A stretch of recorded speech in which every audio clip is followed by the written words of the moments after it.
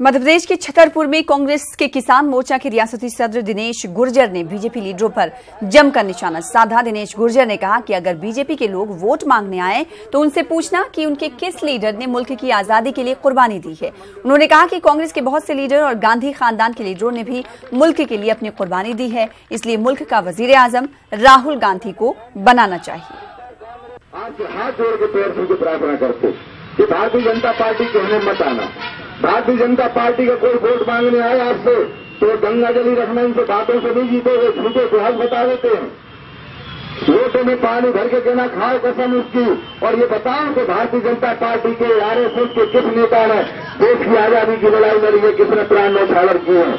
और हम कसम खाते हैं मन से, हमारे सैकड़ों नेताओं ने देश की एकता अखंडता के लिए, भारत को आजादी दिलाने के लिए सैकड़ों ने हंसते हुए फांसी के तख्ते पर कांग्रेस के नेता चढ़े हैं, छातियों पर गोली अंग्रेजों की खाके इस देश को आजाद कराया है। ऐसे इसलिए हम चाहते हैं कि हमारे नेता राहुल गांधी को प्रधानमंत्री बनाए। भोपाल गैस मुतासरीन ने अपने मुतालबात को लेकर एक बार फिर तहरीक तेज कर दी है। गैस मुतासरीन का इल्जाम है कि मरकजी और सूबाई हुकूमत की अदम तवज्जुही के सबब भोपाल के लाखों गैस मुतासरीन 34 साल बाद भी इलाज मुआलजे के लिए भटक रहे हैं। गैस मुतासरीन ने 5 गुना मुआवजे की मांग को लेकर सुप्रीम कोर्ट में क्रिएटिव पिटीशन दायर की थी, जिस पर 14 साल बाद अप्रैल माह में समाअत होने वाली है। सुप्रीम कोर्ट ने कहा यदि बाद में पैसा कम पड़ा तो उसे भारत सरकार चुकाएगी।